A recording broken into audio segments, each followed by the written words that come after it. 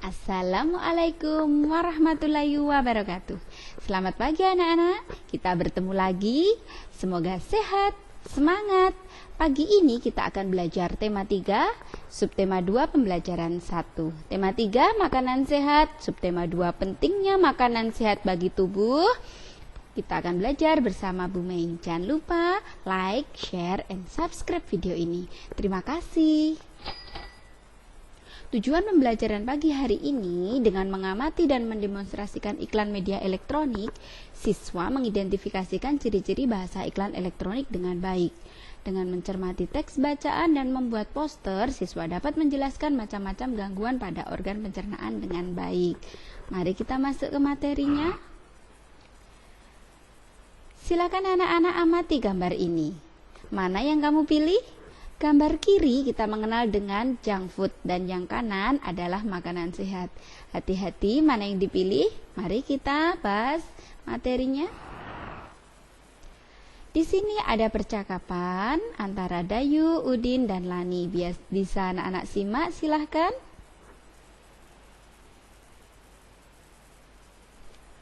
Baik, dari percakapan tersebut nanti anak-anak bisa membedakan antara iklan media cetak dan iklan media elektronik.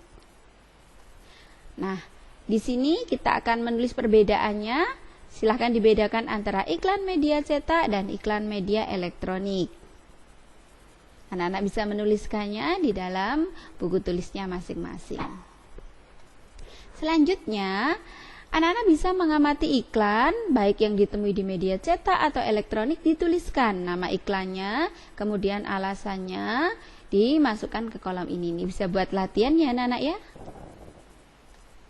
Nah, setelah kamu mengamati iklan, kamu bisa memeragakan iklan. Pilihlah iklan menggunakan bahasa Indonesia yang baik dan benar dan pantas. Setelah itu nanti anak-anak bisa menyimpulkan hal apa yang diingat. Nah, kita pernah belajar kemarin tentang kata kunci iklan. Di sini fungsinya menunjukkan mana yang hal yang menarik, kemudian mudah diingat oleh pendengarnya.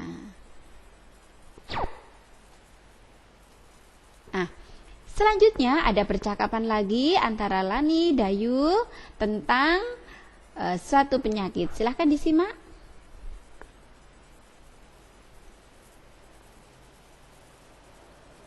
Nah, sekarang kamu coba ulas kembali mengapa seseorang terserang MAH. Kamu bisa menyimpulkan dari percakapan tadi?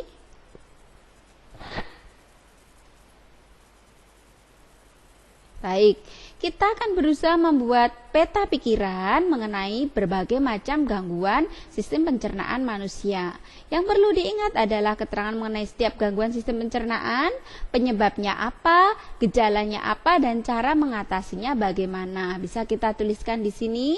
Gangguan sistem pencernaan apa saja dituliskan, contohnya MAH. Kita punya yang lainnya tadi bisa ditulis. Kemudian kita ulas dua dulu, kemudian yang ini bisa dituliskan macam-macam gangguan yang lain.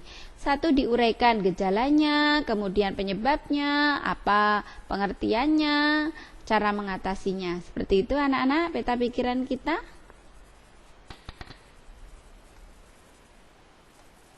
Mari berkreasi dengan membuat poster. Nah, anak-anak bisa memilih satu macam gangguan pencernaan, kemudian buatlah poster yang baik. Poster yang baik memuat judul poster, jadi harus terlihat dari jarak minimal 2 meter jika kita akan memasangnya. Kemudian informasinya harus rapi, kemudian tulisan cukup besar, terbaca.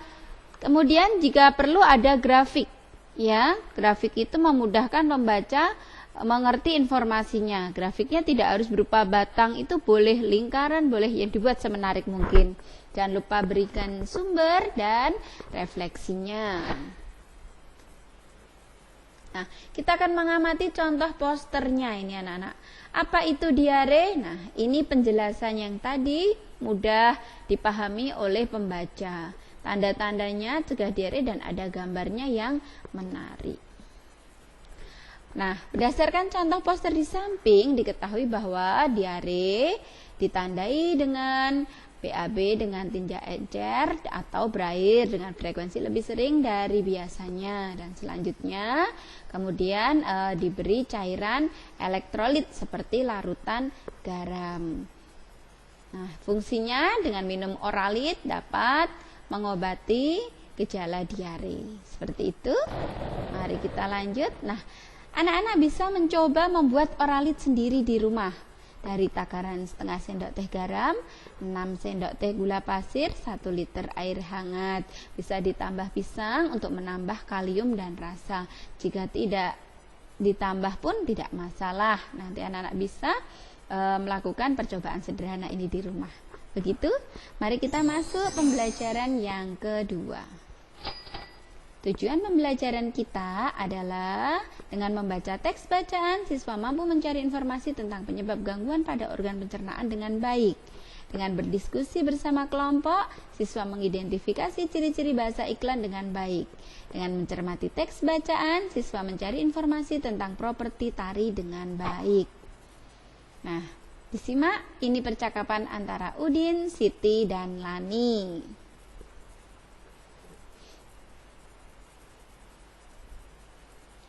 Sudah, ini adalah anak yang minum limun kemudian terserang diare. Mengapa bisa terjadi? Dilihat, diare ditandai dengan encernya tinja atau feses yang dikeluarkan atau BAB dengan frekuensi lebih sering dibandingkan dengan biasanya. Nah, di sini ada faktor penyebab diare secara umum. Bisa anak-anak baca.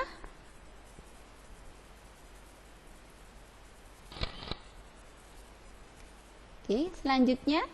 Secara umum penyebab diare antara lain infeksi virus, infeksi bakteri dan parasit, intoleransi makanan, alergi makanan, penyakit usus, dan gangguan usus fungsional atau karena stres. Nah, gejala apa yang ditimbulkan? Dilihat di dalam poster ini, BAB yang sering, kram perut, nyeri perut, demam, darah dalam tinja, dan kembung. Jadi, mengapa diare dapat sangat berbahaya? Anak-anak bisa menyimpulkan jika kita kehilangan cairan sebanyak ini, tentu saja badan akan terasa sangat lemas dan perlu penanganan lebih serius. Baik, setelah mengamati itu, anak-anak bisa membuat tentang buku kecil yang berisi penjelasan mengenai diare. Kemudian bisa anak-anak tuliskan di sana adalah penjelasan penyebabnya, kemudian cara mengatasinya. Selanjutnya ini ada percakapan lagi antara Dayu, Lani, dan Beni tentang obat mah yang diiklankan. Silahkan disimak anak-anak.